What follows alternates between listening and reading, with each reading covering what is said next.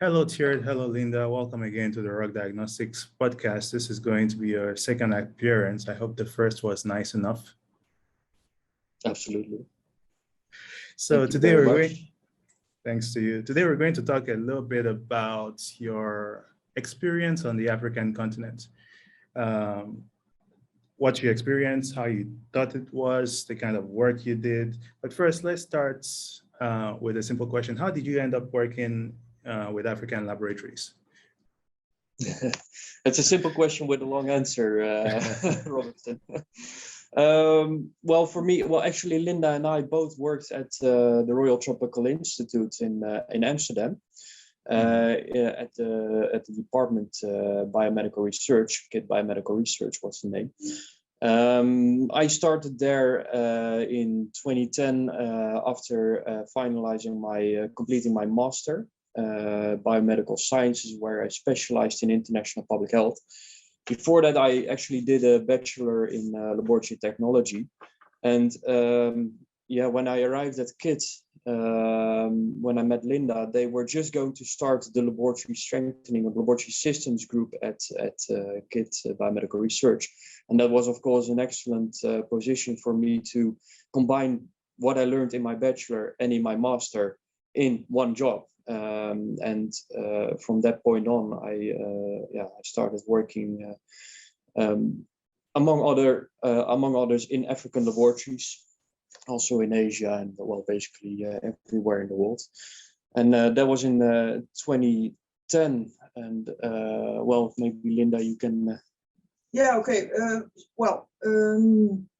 I started a bit earlier. As you can see, I'm a bit older than Tjeerd is. So after I did a fundamental research in molecular biology, I decided I wanted to do something medical. I mean, that's really where my passion is. So I started also at the Royal Tropical Institute doing research on leprosy, on tuberculosis, on parasitic diseases. But I moved more and more in the management direction, because the integration of laboratory sciences into the general health system is really where my passion is. And then in 2010, we started the laboratory systems strengthening group at KIT, as Tjeerd already discussed. And in 2016, unfortunately, the biomedical research department had to close down because the Dutch government had shifting priorities for funding. And then Tjeerd and I decided that this work is so important and we enjoy it so much that actually we will continue doing what we were doing, same quality, only now as a company, and that is called DATOS. People always ask, what is DATOS? DAT is from Tjeerd's last name, Datema, and OS is my last name, Oskam.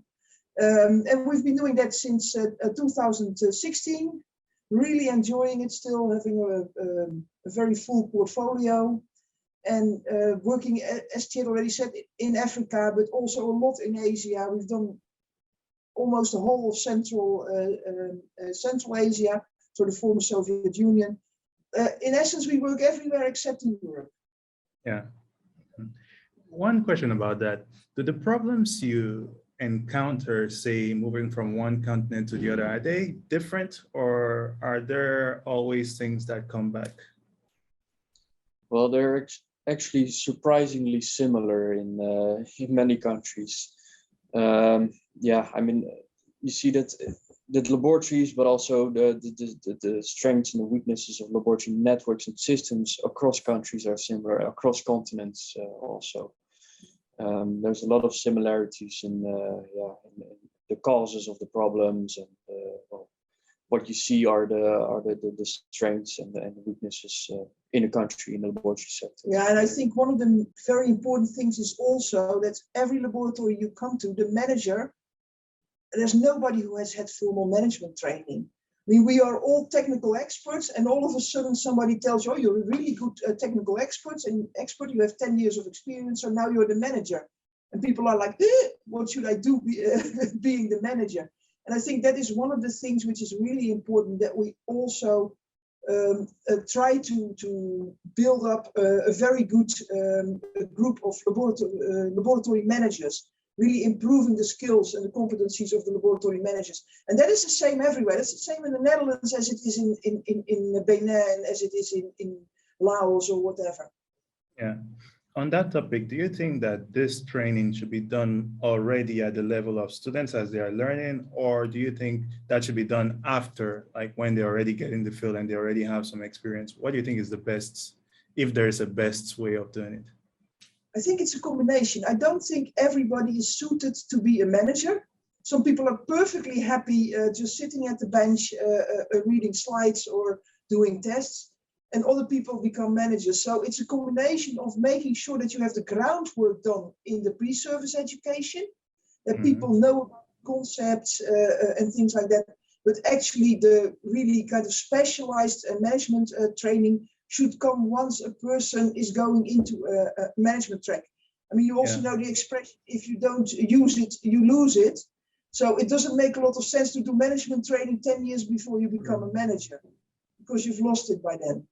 Yeah, but I guess it's maybe one thing that could be done at the lower levels is at least introducing the students to maybe generally what it is, because one thing I've realized is usually what tends to happen is, yes, they know there's someone in charge of the laboratory. They know, okay, it's an institution. There's someone that's going to be in charge, but they never really have an inkling of maybe what it might entail at all to be in charge of a laboratory. And so when they get to that position, then it's like, wow, okay, there's a lot of stuff to do that I don't know how to do. And then they have to rush in different directions. I guess if they're lucky, then they can find mentors that are going to be able to help them. Or if they're like in a public lab down here, it's a bit easier because every once in a while you have sponsored training by offered by the government. But when you're in a private lab, that's when it tends to become very complex in some situations. Yeah. On the one hand, yes. On the other hand, I see in many countries that the private laboratories, the good private laboratories, the big ones, have excellent managers, because it is crucial for them. It's their survival to actually have a good manager who also knows about business cases and business plans and things like that. So it depends a bit on what level of private laboratory you are working. But as you say, it would be good that people get a management 101 probably at the university or the college where they are working. Same for quality management, same for biosafety, same for ethical issues. There are a number of topics which are underemphasized. Yeah, and I think I was just thinking about quality management, which is often lacking from the pre-service education for laboratory staff. Is I mean, in a quality management system, well, it's already in the name. There are a lot of management concepts. It's not that much about leadership. That's something that of course needs to be covered separately, but through incorporating those aspects, biosafety management, quality management in the pre-service education, you learn more about the dry side, as we always call it, of the laboratory work, on how to organize a laboratory, how to properly manage the work, the processes, the workflows, the resources, reagents, stocks, and everything. So those management skills then will automatically be incorporated already. Yeah. And some people are good managers, good leaders, and other people simply either don't care or don't have the qualities for that. And that's fine. We also need to bench people. So, yeah. Mm-hmm. And yes, and it's true that as you were saying it, I hadn't really looked at it in that way, but leadership and management, true, they're different, because of the management, I would say it's more of the technical aspect, and then leadership is a bit more of the arts. Yeah. Soft skills. Yeah, exactly, the soft skills.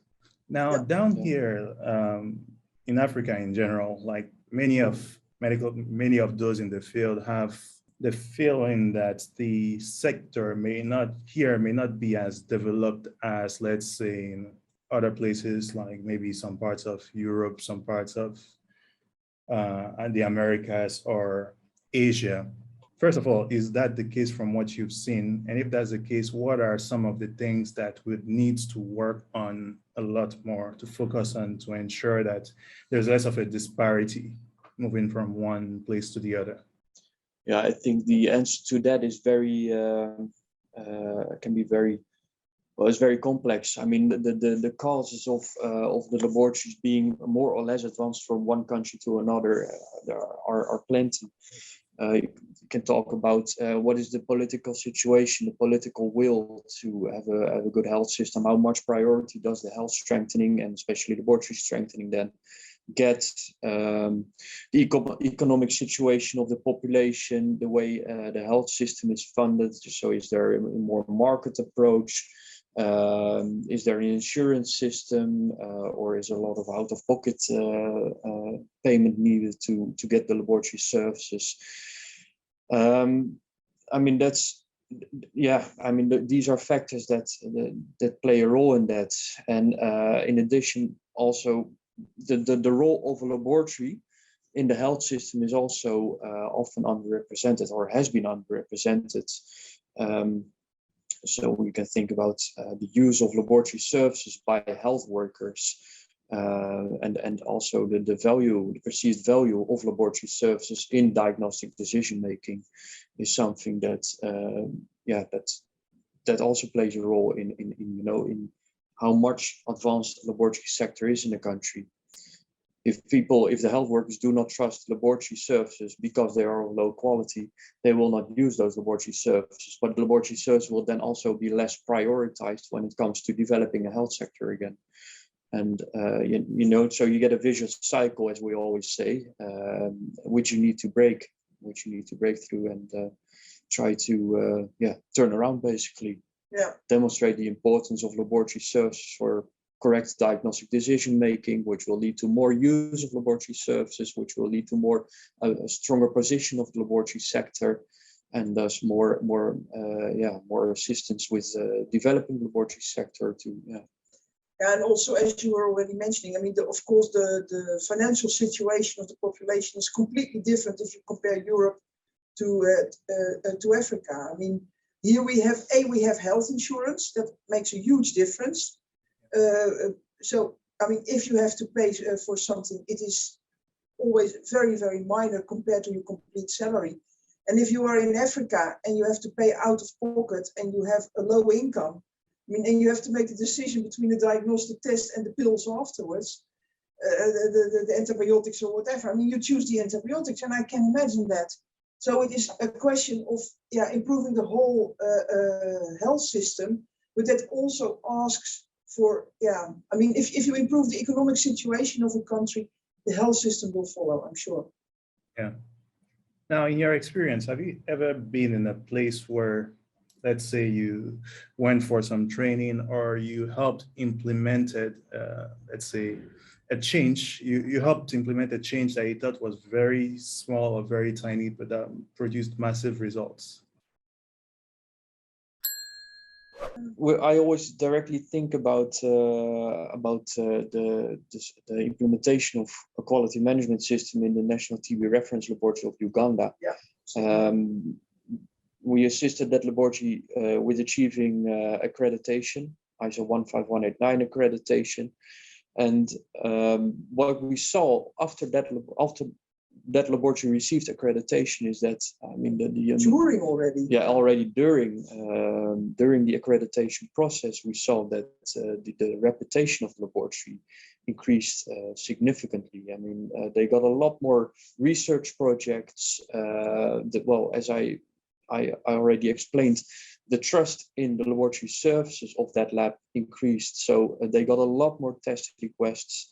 And that, of course, brings more possibilities also in terms of developing the lab again. So you get this upward cycle where the lab is able to have more resources to improve their services. And at the same time, because of their service improvement, got more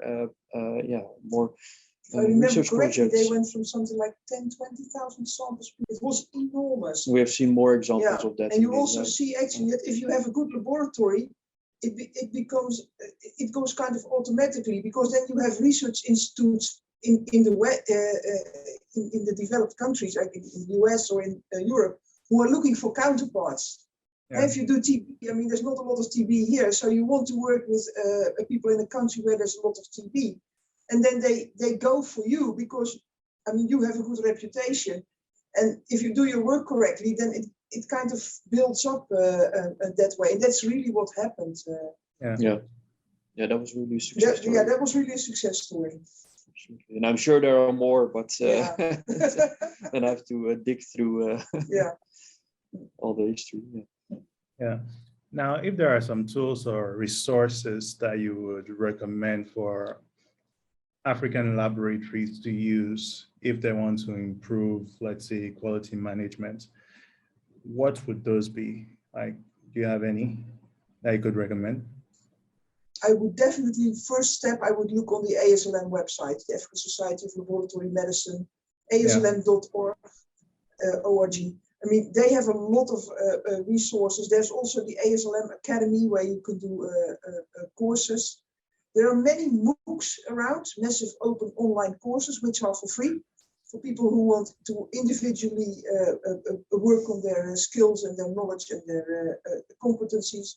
The Open University in the UK has a track on AMR, which is very useful. The WHO has a course on laboratory biorisk management under development, and I have to say that Tjeerd has developed 10 years ago a wonderful tool for implementation of a laboratory quality management system. Tjeerd, go ahead. Yeah, the World Health Organization's laboratory quality stepwise implementation tool, or LQSI tool. So if you talk about people that want to start implementing a quality management system, this tool is really provides you with a detailed stepwise guidance for from start to end, basically, on a daily basis, what you can do to implement a quality management system in your lab. So I definitely would recommend people to also look for that tool indeed. Yeah. It's an online tool. Maybe you can provide the link to that and to the I could add the link. Movie on how you have to use the tool and what you can do with the tool. There's another YouTube movie by WHO on how important quality management is. So there are many things around. Actually, we can provide you with the links, Robertson, so that you can publish them. Yeah, I remember going a bit through it and then looking at it. And what I liked was, I mean, it's stepwise, it's step by step. So if you really take your time and you follow it, then you can actually get through from beginning to end. And one thing that's nice about it also is that since it's free, and many laboratories in some cases are scared of getting into the process, like having it stepwise is also helpful, because you could think of it as, okay, broken down into a couple of small steps, and you could decide, okay, this month we are going to be working on this small step, and then work on these series of steps, work on that, get through it, and then maybe next month work on something else, and so on. So I think it's very important for, it's also so go ahead. It's in 4 phases, and the first 2 phases are the more technical things, and that's things that people already have at least partially in place, because otherwise you can't have a functioning laboratory. So you start with the things you are familiar with, and then you move more into management as you go on. But after each phase, you have something in place which you can keep in place, and which you can make sure it's sustainable, normally speaking. So you're really building up your quality. Thanks a lot. So do you have any final thoughts? Anything you'd like to share? I'm sure there's a lot I would like to share. Well, the main thing is, I realize that laboratory workers in Africa are really working sometimes in very difficult circumstances. But I also meet a lot of very talented, very motivated people, and I really ask that please keep up the good work. Laboratory sciences are essential for good clinical care and for good surveillance and public health. So keep up the good work. Yeah, there's a lot of potential, and also I think there will be a lot of attention for laboratory strengthening in the near future. A lot of things will change. So definitely start looking for, continue looking for the opportunities, because I'm sure there will be many coming years. And reach out to your nieces, your nephews, your sons, your daughters, your grandchildren, to make sure that they at least consider going into laboratory science, because we need a lot of laboratory workers. All right. Thanks a lot for taking the time. Thanks a lot for the advice. So try to keep the work going on. And hopefully we'll have you again soon for another discussion. Thank you. Looking forward to it. Thank Thank you. you very much, Robertson. Bye-bye.